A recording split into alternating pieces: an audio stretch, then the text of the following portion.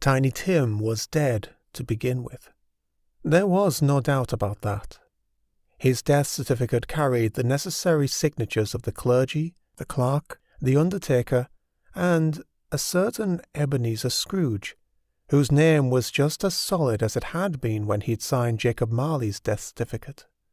Indeed, Tiny Tim Cratchit was as dead as a doornail. Much had changed in 7 years. Scrooge had given much, indeed almost all, to rid himself of the guilt and shame of his miserly ways. Nearly saved Tiny Tim, too, who was only slightly bigger at his death than on Christmas Eve 7 years prior.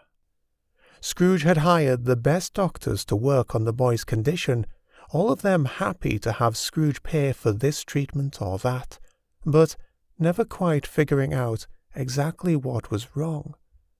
Still, Tim had started on the pathway of a bright future. Until pneumonia struck. In a fortnight, Tim had gone from strong and hopeful to weak and discouraged, and then dead.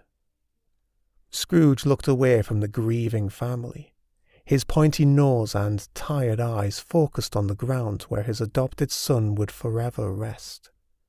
In the moments when he had let himself dream, though those moments were few, he dreamt that he could help find a cure for the boy, and someday take him under his wing. To have watched him die of fever and cough, and not the crippling ailments which Ebenezer had tried to correct, was a blow of the meanest sort. And what now? Well, that was a question supposing for another time to answer it. He turned slowly, yet as fast as old bones and sinews would allow, and began to walk away. Turning back to look one more time upon the winter mud, he spat on the filthy snow beneath his feet. "Bah! Humbug!"